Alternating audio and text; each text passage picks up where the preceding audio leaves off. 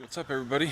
It's Friday evening. I'm out here getting the boat prepped for our morning trip. I'm gonna go to a local lake that I haven't been to yet this year. I went there a couple times last year. No luck the 2 times that we went, but hoping for a little better luck tomorrow. So I'm gonna be out here getting the boat ready. I got some new stuff at Cabela's this weekend. I got a paddle. I didn't actually have one of those yet. And the old anchor line and dock line were pretty old and just kind of nasty, like cotton rope or something. So I got a new anchor line and a new dock line. I'm gonna get that set up. I'm going to a lake that allows gas motors, so you got to put the motor back on, get the gas tank back in and filled up, all that good stuff, and get this baby all buttoned up and ready for the morning.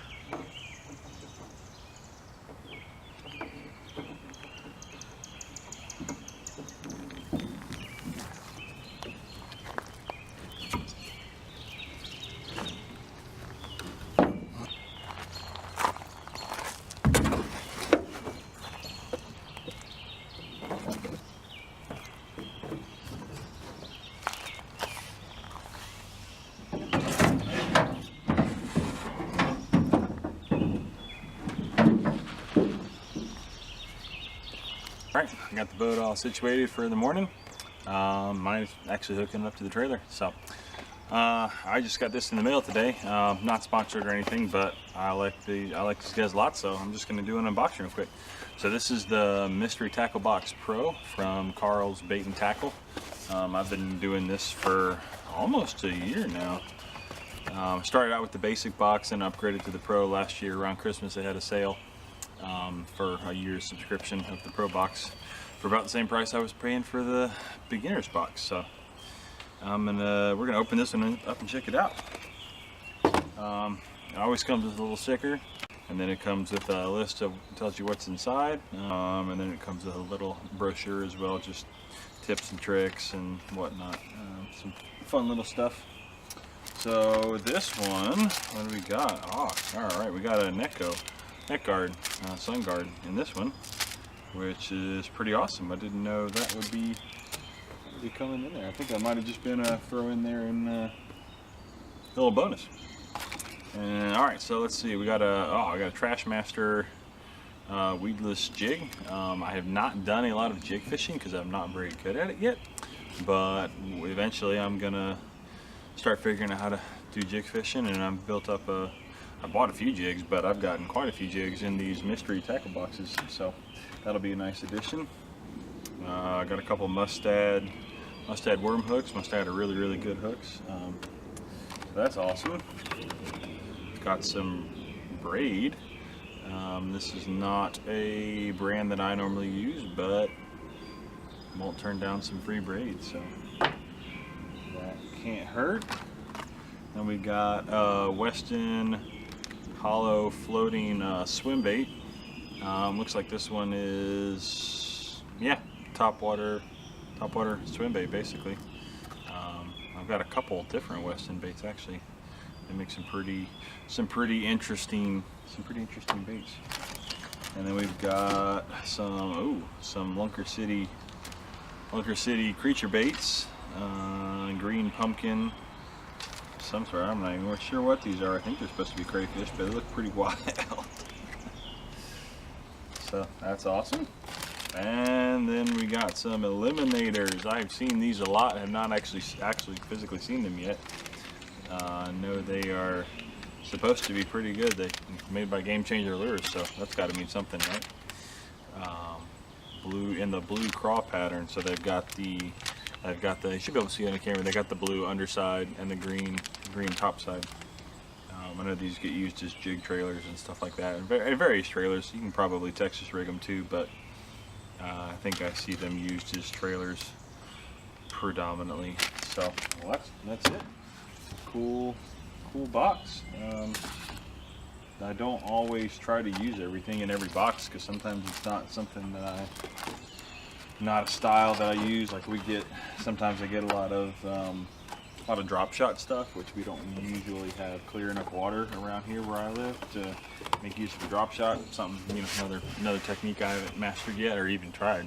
Haven't thrown the drop shot rig at all. I have stuff to do it if I wanted to, but most of the local bodies of water are pretty muddy, or at the very least stained. So, which the place I'm going to tomorrow is usually that way too. So, be bringing along all my blue and black and those sorts of plastics and stuff. And topwater action on this lake is supposed to be really good, so that's why I'm definitely gonna have a few different presentations rigged up to start off in the morning. So, but now I'm gonna get the gas tank thrown in this boat and get it hooked up, so that all I got to do is throw my crap out here in the morning, and then I'm gonna go inside and get rigged up and then hang out, and I will see you guys in the morning for the start of the trip.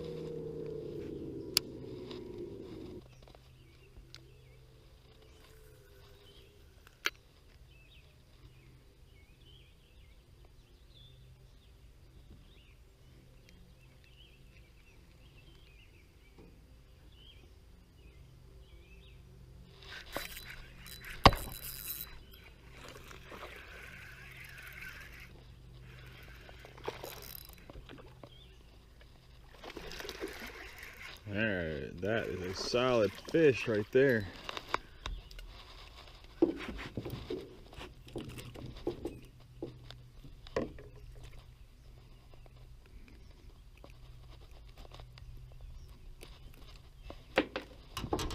Look at that. That's a good fish, man.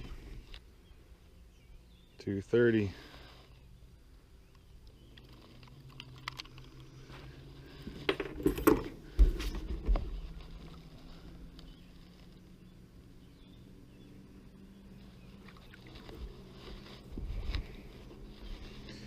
That's a good looking fish.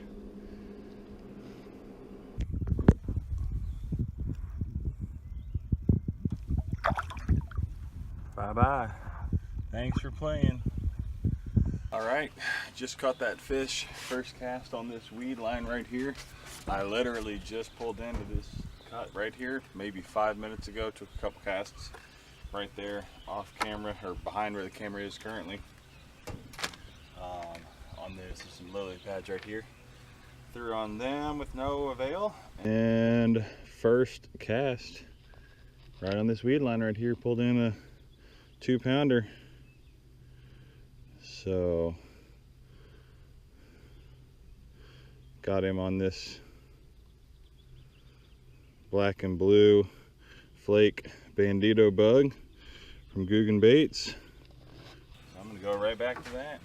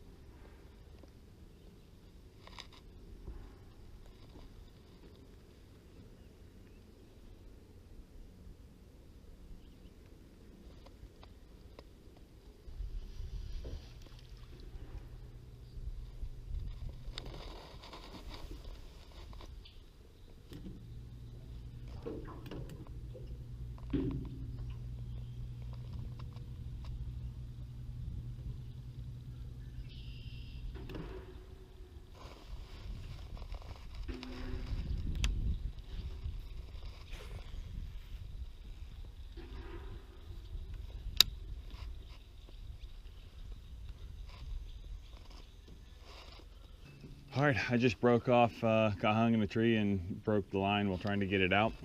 So I got to retie a leader on, which I just did part of it.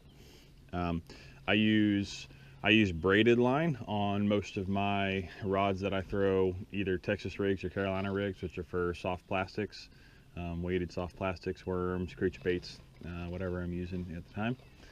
A couple of reasons. The braid is the same diameter braid will have a much higher pound test than similar sized monofilament or fluorocarbon. So I'll use that to get not only more line, but also the braided line is much stronger, more abrasion resistant and stuff like that. If you get wrapped around a tree or something in the water, it won't break off as easily. However, it's not clear. This one is moss green, and then I have the high visibility yellow on one of these other rods. So you tie on a fluorocarbon or monofilament leader with a double uni knot, which is what I just did here. So you can look up the knot if you want to. I'm not going to go over that part because I already tied it. But you basically tie each line to the other line, so it's a two-sided knot, and then you just cinch it together like so. And you are creating essentially a joint in the line. That's how you tie. That's what you would use to tie on if you just are getting low, if your spool is getting low and you need to tie on more line without taking off and respooling the entire reel. That's how you do that, and that works for whatever kind of line you're using. Usually I run about a 3-ish. I start with about a 3-foot leader roughly, because it's eventually, if I break off or need to retie, anything like that, if the actual hook itself breaks off, that allows me to still have, I have a few feet worth of line to work with. So I usually peg my weights. There's a couple different ways you can do it. I use these bobber stops, these little black doohickeys, And all you do, and this goes on your line first before you tie your weight on, you thread your line through this little wire loop right here. And then you basically double, create a little bit of a U shape with your line right there. And all you do is grab the bobber stop and pull it onto the line, like so. It's that easy. And then I'll usually go ahead, it'll bend the line and crink it when you do that, so I'll go ahead and snip that part off so I don't have damaged line on there. Then you slide, I'm using a 3/16 ounce lead weight on this one. If I can get the freaking line in there. There we go. Slide that bad boy on. And then I've actually got the hook that got stuck in the tree. I just went over and grabbed it after I broke off. Could have done that to start with. Oh well. Can't always, so I always try to yank on it and see if I can just pop it out before I put her on over there and get her out. But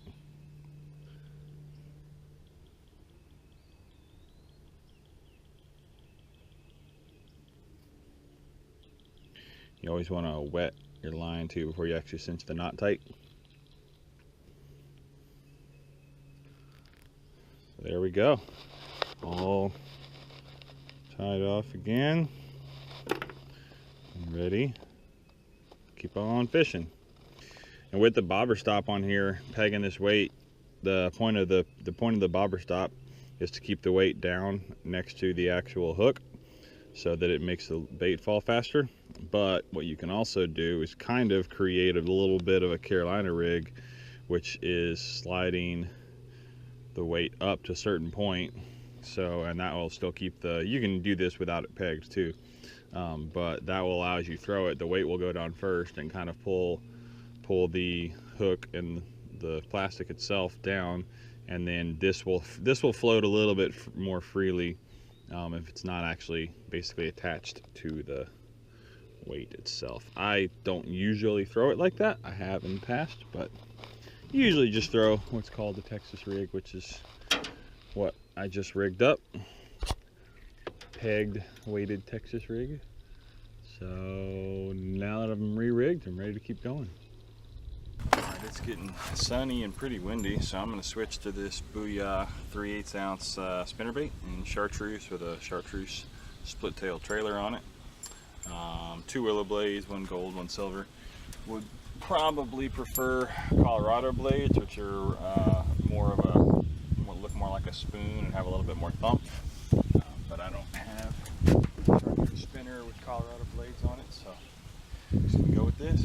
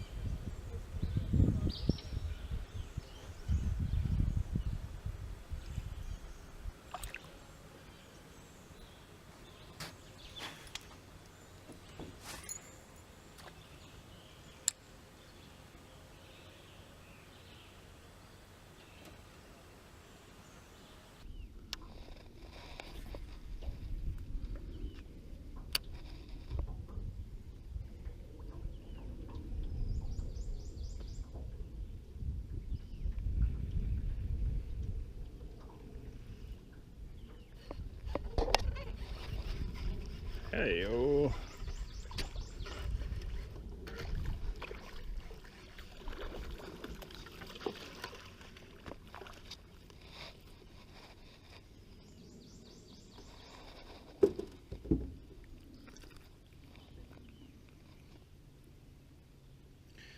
Number 2 for the day.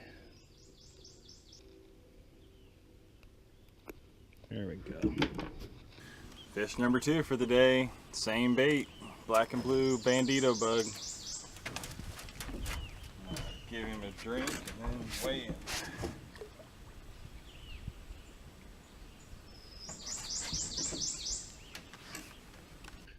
1.8. There we go.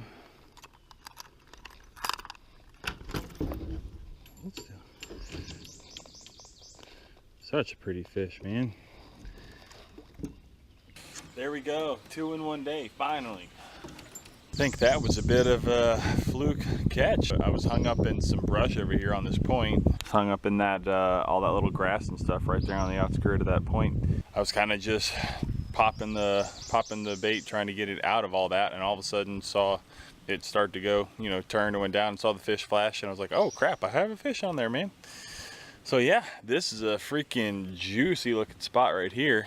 We got lily pads all over the place. I've already seen a bunch of stuff popping off that little point right there.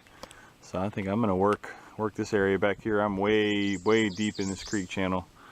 That's supposed to be one of the best spots on this lake. So I think I'm gonna work this area over pretty well and then start making my way back. Hey, little fella. Look how cool swimming through the water like that, man.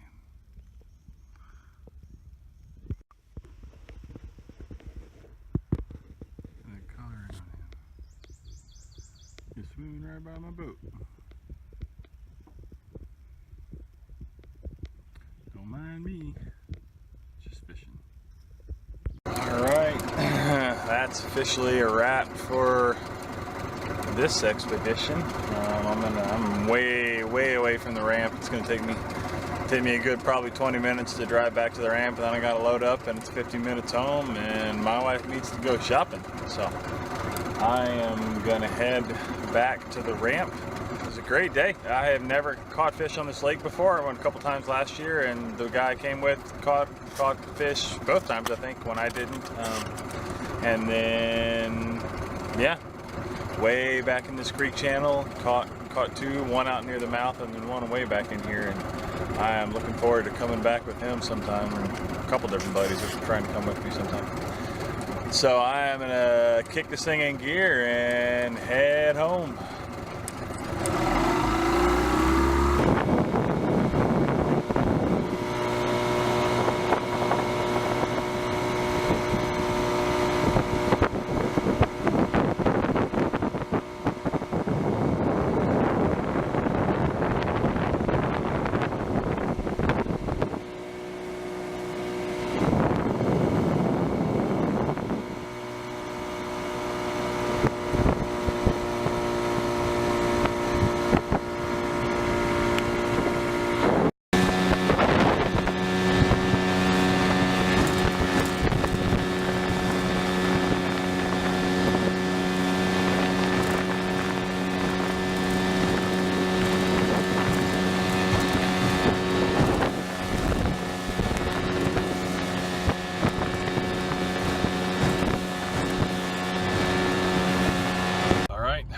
Leaving the ramp now. I didn't really film a whole lot of the ramp. The ramp was crazy. Water's warming up. There were people, pleasure boaters out there tubing and wakeboarding and all that kind of stuff. So there was actually kind of a line to there's 2 ramps. There was basically a line to get in and out of the water. So it took me a minute to do all that. But yeah, good day. It's time check's 1 o'clock, so I've been gone for a while. I think I got here about 6:45 or so. So I was out on the water for a good long while. Caught 2 fish though. First multi-fish day this season, which is kind of sad, but hey, can't complain too much. Googan baits did work today. So I am gonna go ahead and wrap it up here. Thanks for watching. Like, subscribe, tell your friends if you want to. I appreciate everybody who watches and comments and stuff. And yeah, thanks. See you guys next time.